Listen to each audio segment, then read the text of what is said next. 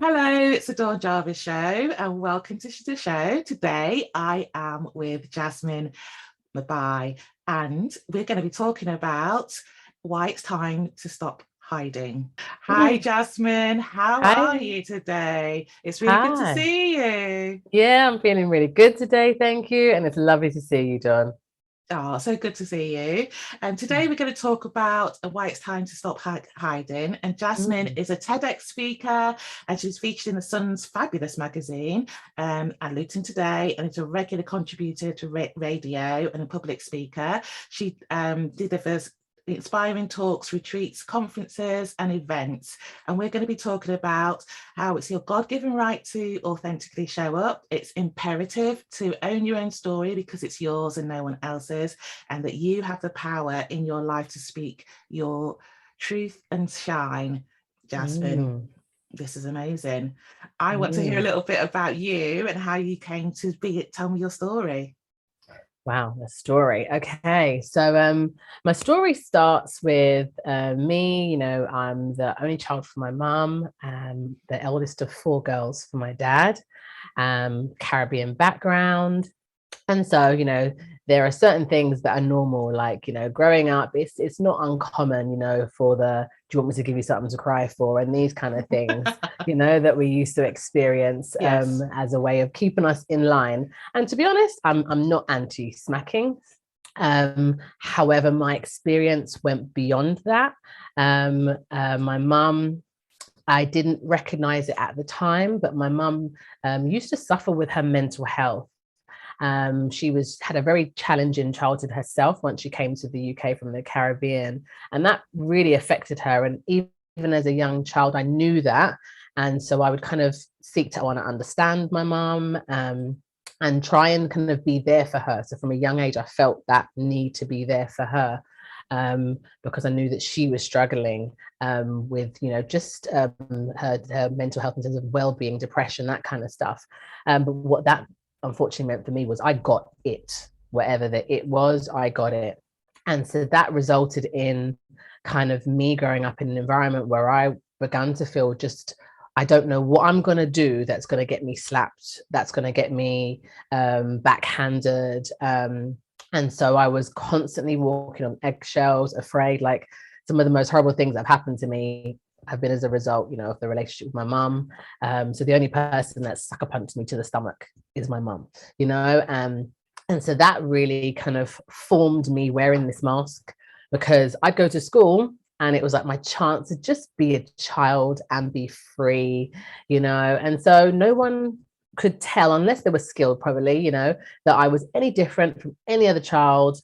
I was chatty, I was feisty, I was just seemingly a regular child. But as I got older, when I came home was a place that felt very oppressive.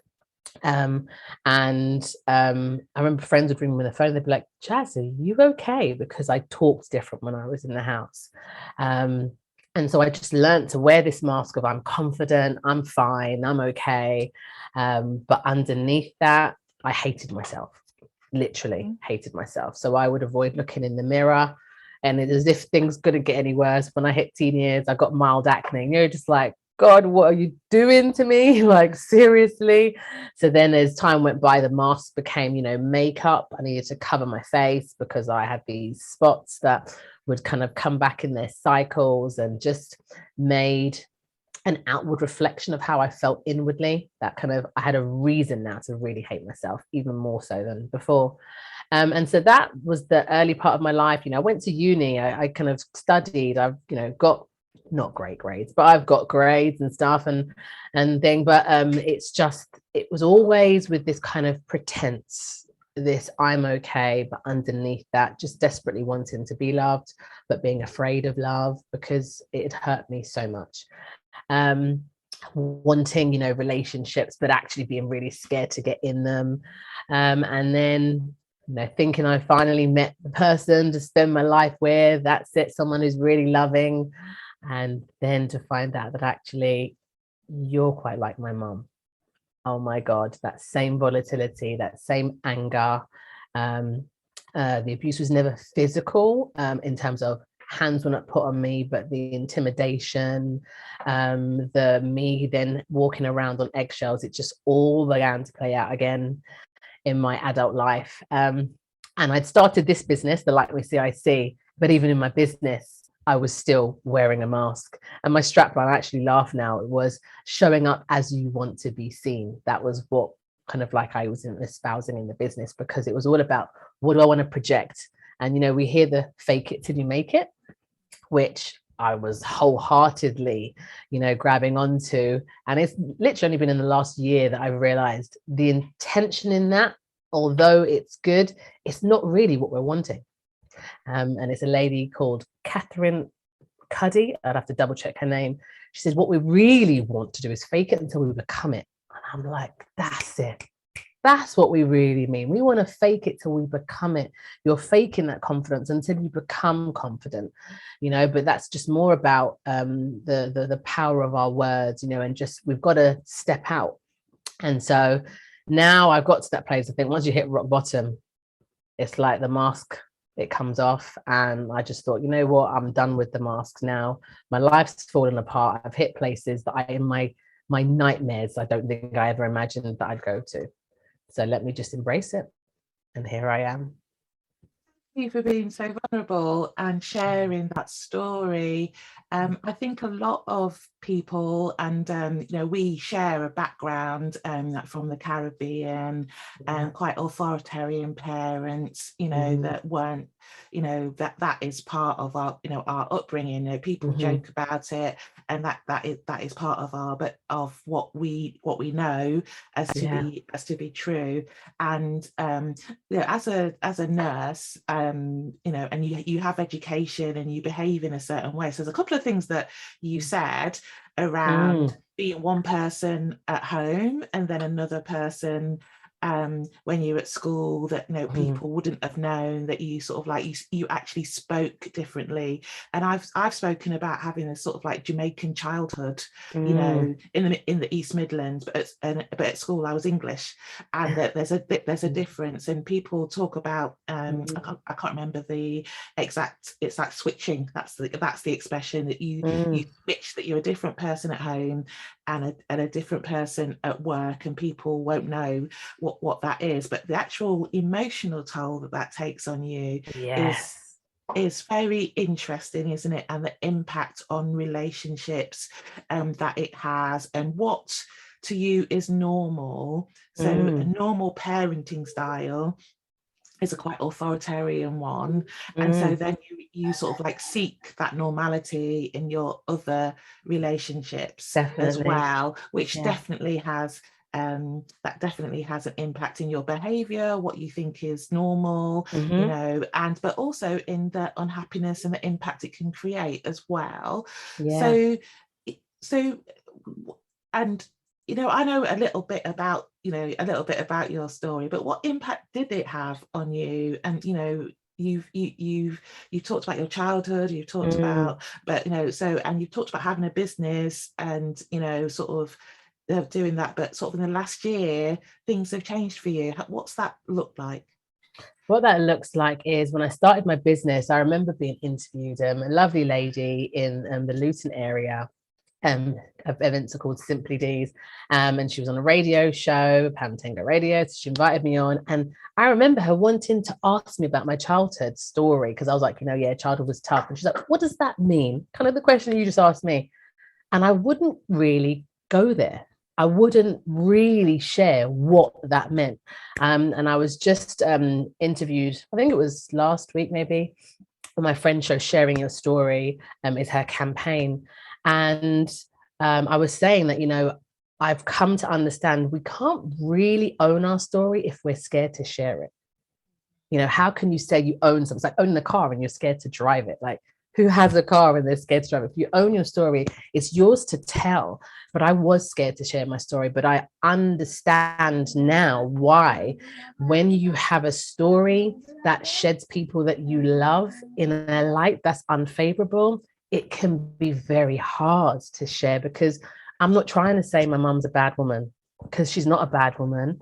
She has made some mistakes, in raising me that did damage me emotionally, profusely, more than she's even fully acknowledged, and I think can acknowledge, for the most part. And she got back together. So some of the things that he's done, again, someone that I have loved and has hurt me profusely to the point where I left, and we rekindled. And so for me, what that looks like is me just feeling that I have to, and it's this, I have to do this. I can't really share. I can't tell you that, the threats, like I said, the only person that sucker punched me is my mum. I wouldn't even kind of mention those things. The most painful things that have ever been said to me have come from my mum's mouth, and I think I shared it with my interview with my friend, just saying, one of the reasons why I had such an issue with self-loathing is because my mum told me straight up that, I'm so ugly, she's embarrassed to walk down the street with me. That's soul destroying. And so when you experience these things, but you also feel unable to just exhale them, but they've affected you so deeply, you're trapped, and you are, in this place of hiding, of trying to be, because you want to be okay, you want to feel whole and normal and free. But the fact that you won't speak your truth, that you won't own your story, you are incapable of doing so. And so when things shifted for me, I ended up in a refuge with my daughter. I didn't even know what a refuge really was. I'd heard of them, but, didn't really know. To be in a room where I don't have my own stuff, you share the same background, this is not the way that you live.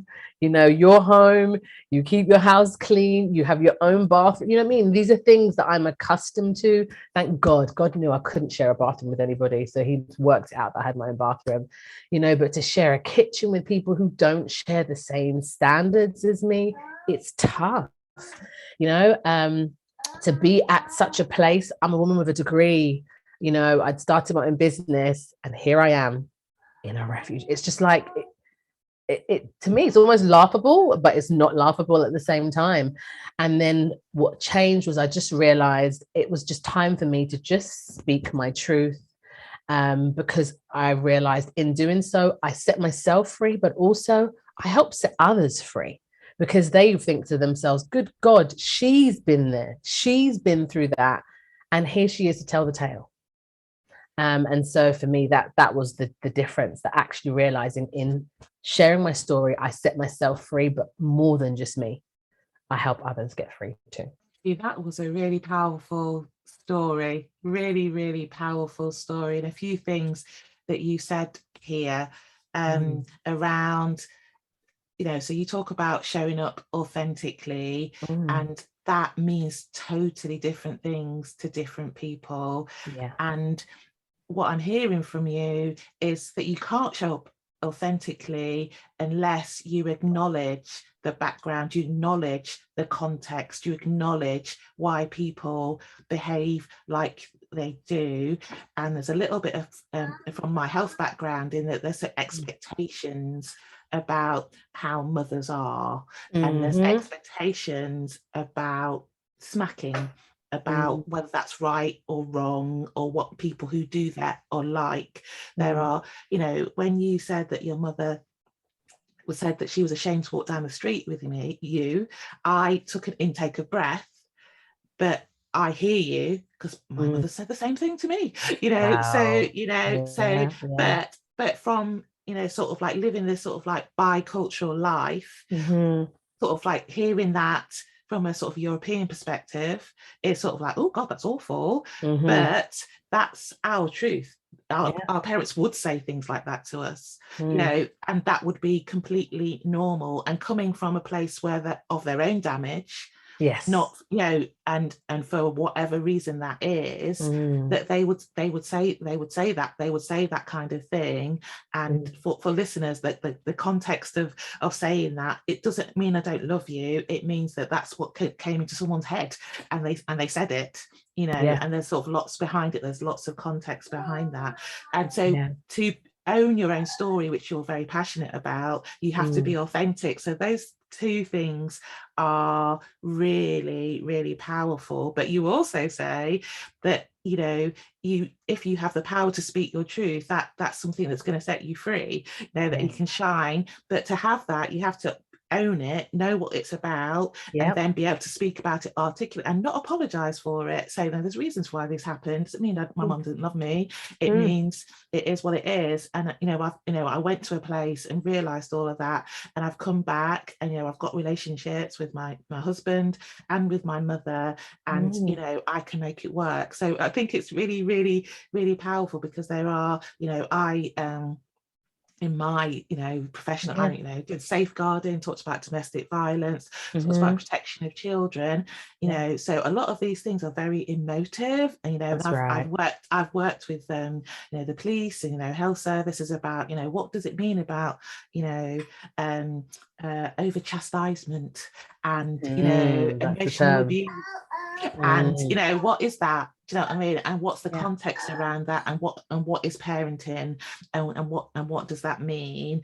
And there's lots of cultural things there. There's lots of cultural contexts that are difficult to understand if you've not experienced them. So it's really important to hear people's lived experience and what they're going through, and the context of behaviour, and what is safety and what isn't. And that's not to decry anyone's experience or the law, because that's there for a reason. That it's sort of like, in what context are all those things happening. So thank you so much for sharing.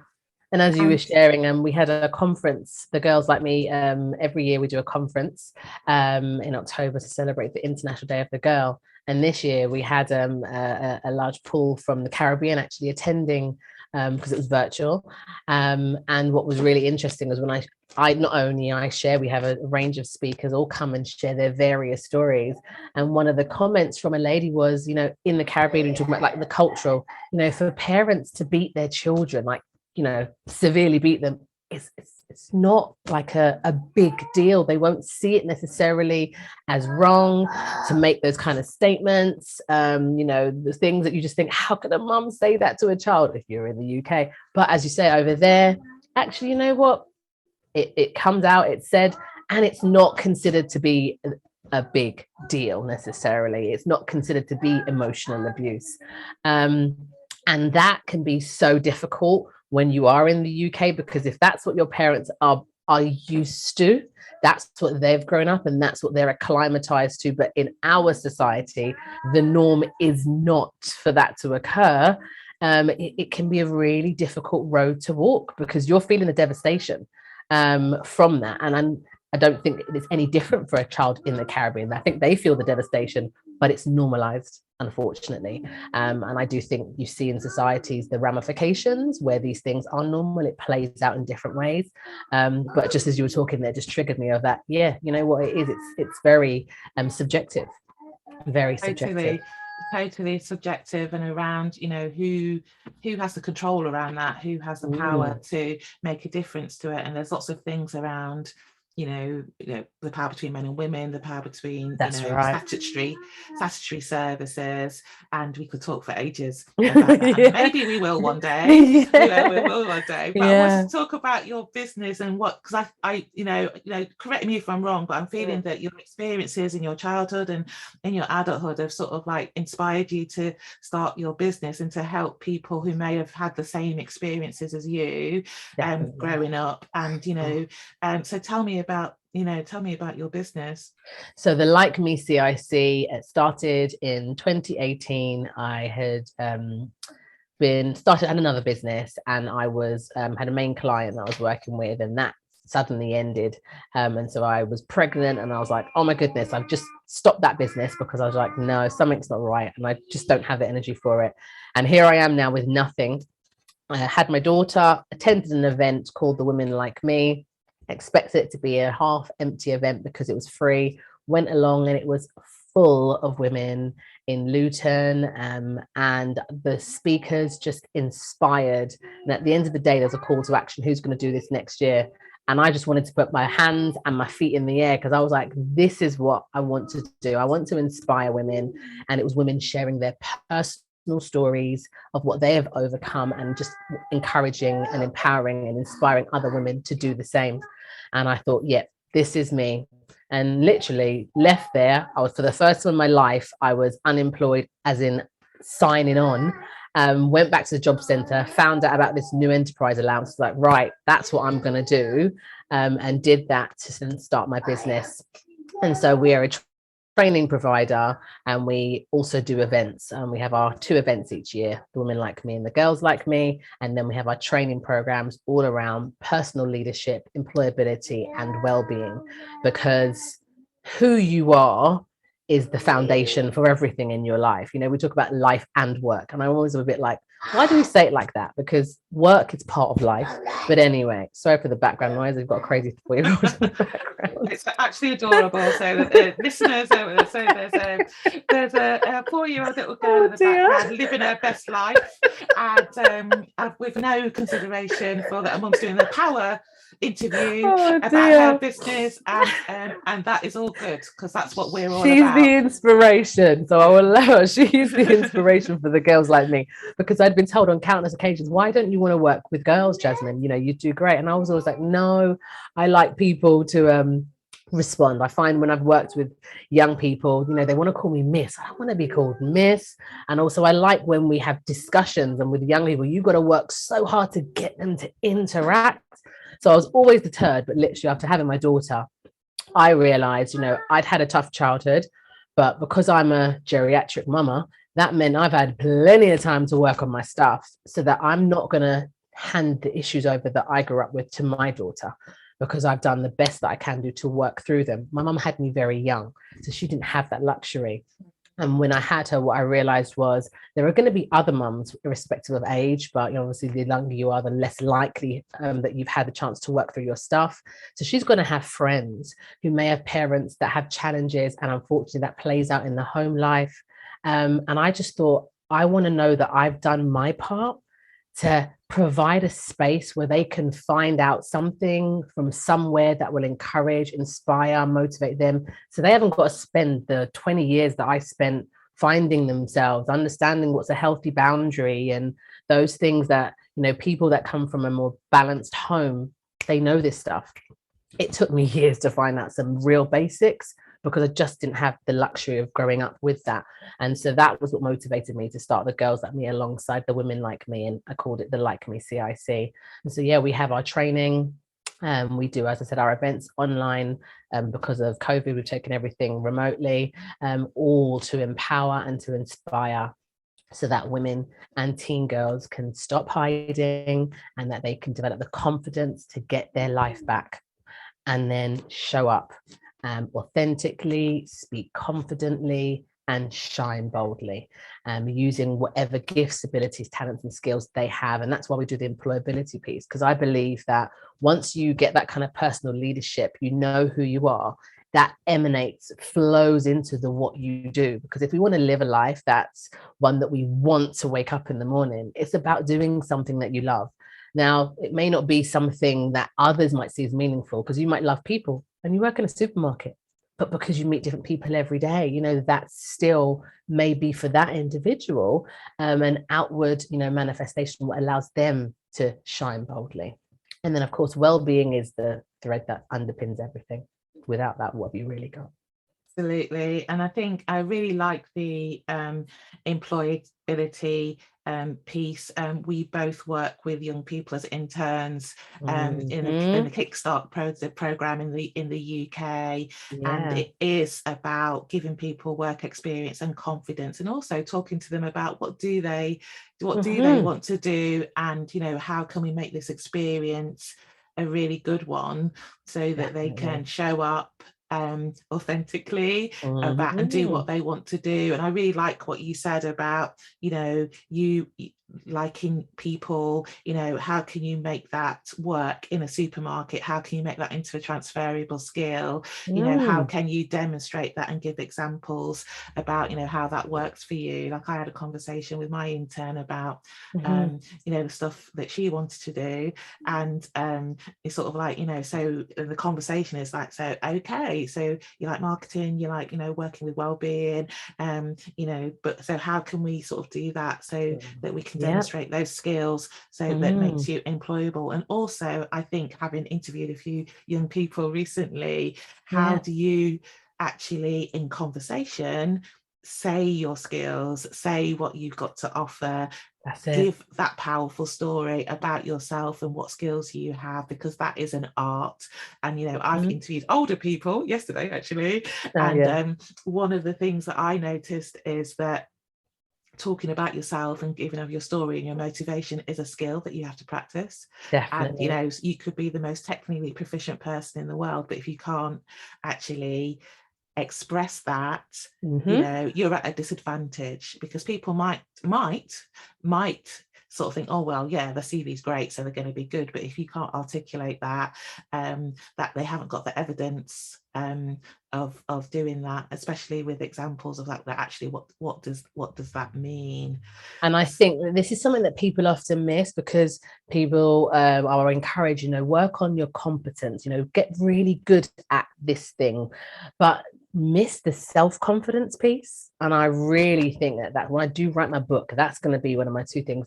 And I think especially for us women, working on our confidence does not feed into self-confidence, and being able to say, I am good at this and I've done that and whatever, that comes from the confidence, self-confidence piece, and like you said, practice, but you've got to believe in yourself. Because if I believe in myself, then I'm going to be much better at sharing what I can do, without you needing to try and drag it out of me, because I understand that's my job. I need to do that. That's what the interview is all about.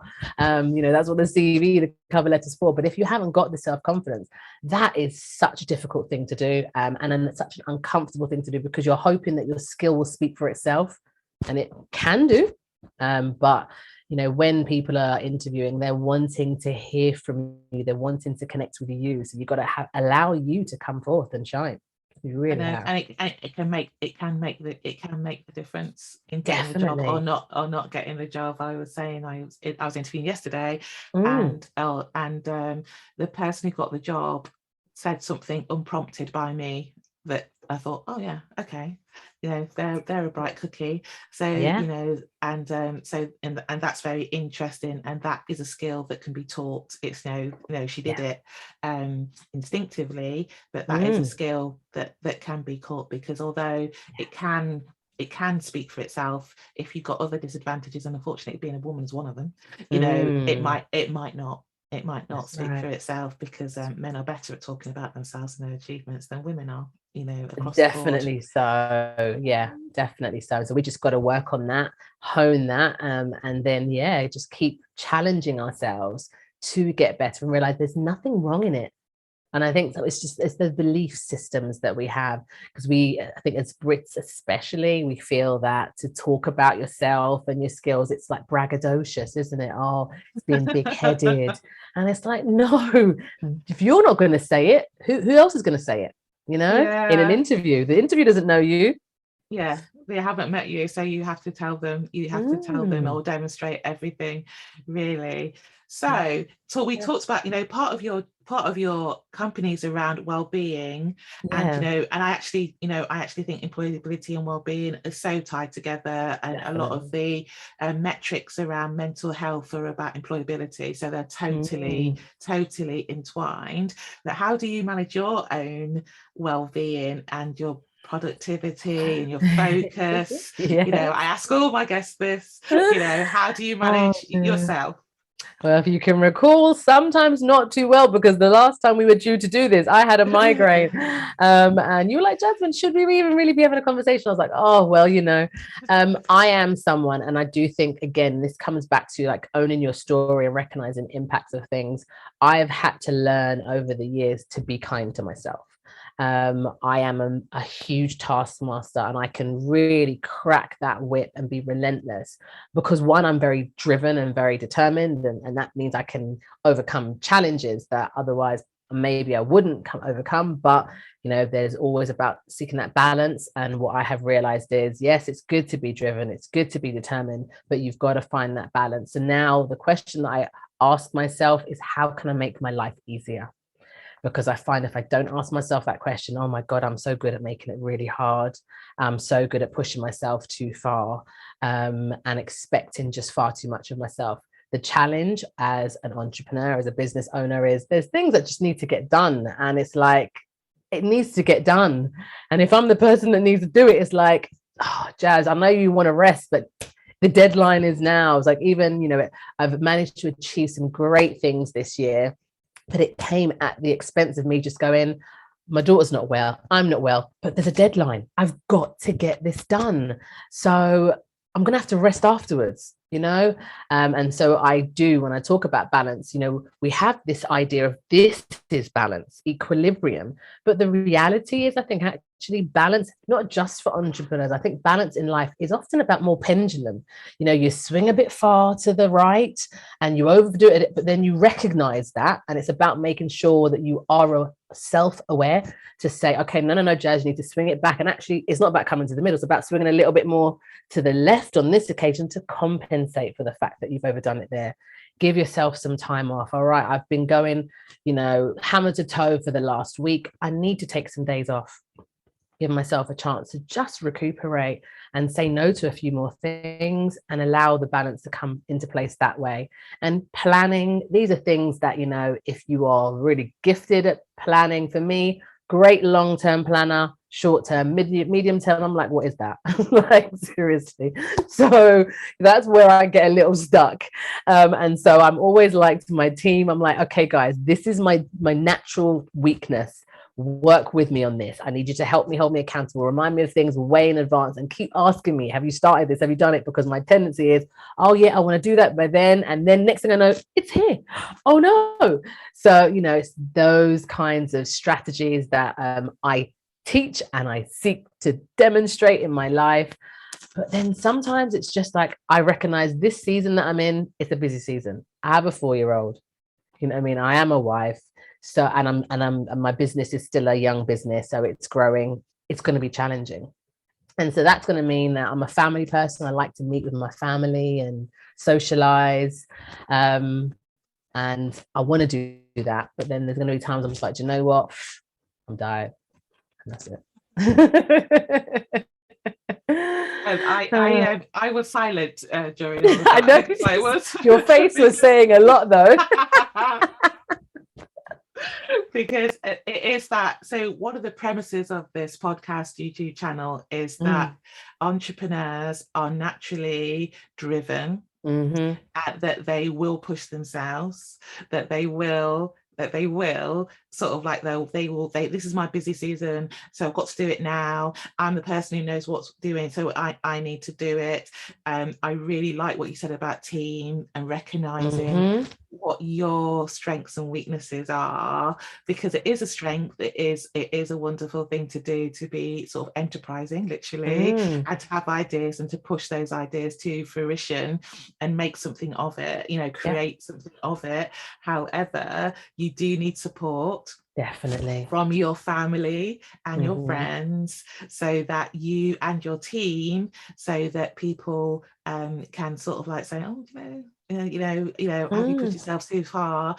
Because the outcome could be burnout. It could be you literally can't get out of bed. You might be more liable to the terrible viral illness that's going around at the moment, which we both have experience of, and mental health issues as well. Exactly. How can we be our best? How can we be confident? How can we shine if we're struggling because we're pushing, like I said, the burnout, we're pushing ourselves to that point where it's just too much. So it's really important, I think. So I think naturally, and I know this for myself, which is why I was silent, that naturally, I will push myself to the nth degree, but it's the awareness and the sort of the mitigating factors that you put in place. I'm not saying I've put them in place totally, but I have increased my team, definitely, and to look at the strengths of your team and what they're actually there to do around to help you not to be in that place. And I think some good boundaries really helps as well. So like for me, weekends, I'm just like, weekends I'm off. Like weekdays I might push myself. It would have to be something extremely important and pressing that I'm going to be working on the weekend. So I know then I can just relax and enjoy my family. So you have to have some kind of boundaries in place to protect yourself and safeguard yourself. Otherwise, yes, I think we're in a danger zone as entrepreneurs, just wanting to take on the world. And particularly when you feel like, you know, you're doing something that's so worthy, it can be to your detriment, because you're like, I've just got to do this, you know, I want to make a difference in the world. And so that, you know, really great, noble aim can actually mean that you're sick. And one of the things that I have observed is, as I said, I'm a trainer, but I've delivered in various different places and to lots of women who, when I listen to their backstories, and they now have the fibromyalgia or other conditions very similar to that, what I'm often hearing are these are women who, when they were younger, were merciless with themselves. And they pushed and pushed and pushed and pushed themselves.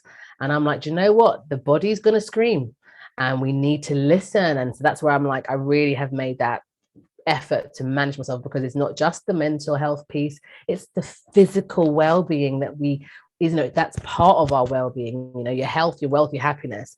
And once you lose that health piece, you lose a lot. And the business, unfortunately, it's not going to do something for you unless it's making you loads of money to try and buy your health back. And even then, how much of it can you get? So it's so important, I think, to really manage yourselves well, because I think there's a high price for us women, I've noticed, to pay. I don't hear of many men suffering with fibromyalgia and other similar kind of conditions, but women, I've heard of a lot of them, and they've typically all been women that have just pushed themselves way too far, too much when they were younger, and they had the energy, but they didn't find that balance. Yeah, definitely. I think what you're talking about, I suppose, are the risks of when you're a heart-centered entrepreneur, a mission-led entrepreneur. And I actually think that goes back to a bit of our upbringing, a lot of the religion, and the sort of like, you know, a lot of guilt and sort of and being good enough as well. And one of the and definitely the physical and mental well-being is totally intertwined. And you, as you said, if you look at people's backstory, you know, how did we get to this? How did we get to this point, and what's the root cause of, you know, what things that are manifesting now, what's behind that? Is something that we look at in traditional medicine all the time. I wanted to sort of ask you, is there also a thing about what's good enough? Because sort of like in sort of what you were saying, and I recognize this in myself, there is this thing that you know, what is success? When can I stop? When is it okay? And, you know, I hear from you, and I know from me, you know, we've had massive successes. How many people have their own business, you know, as a percentage of the population, or even as a percentage of women?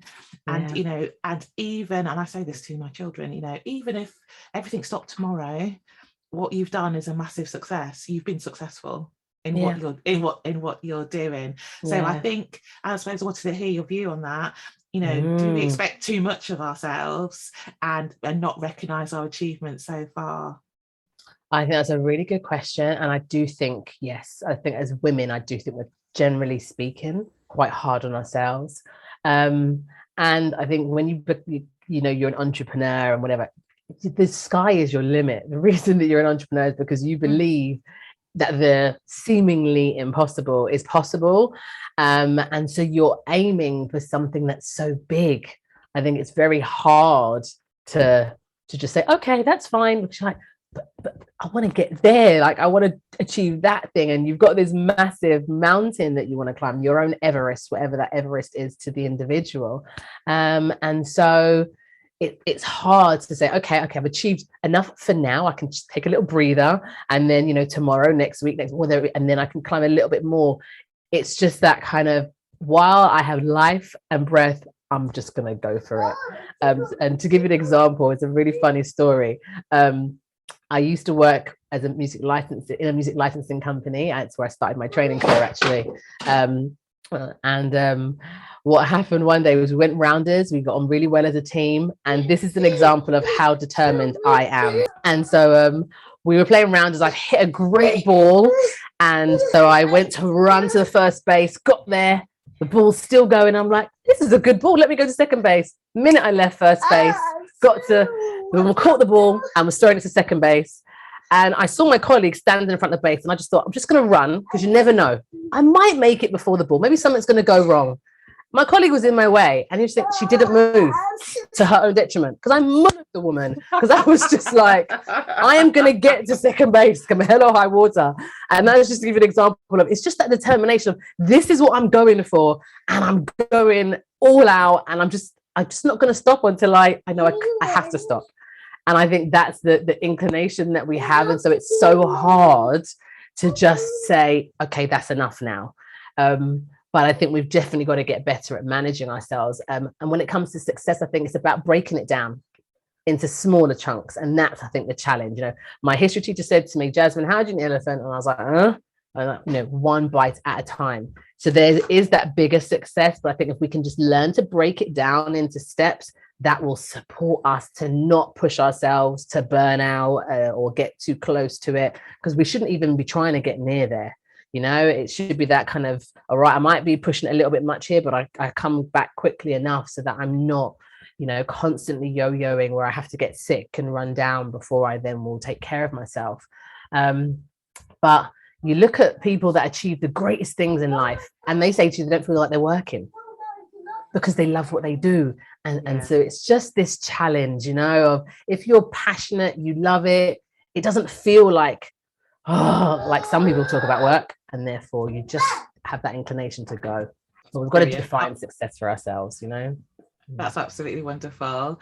So we've talked a little bit around, are there any books that inspire you to do what you do?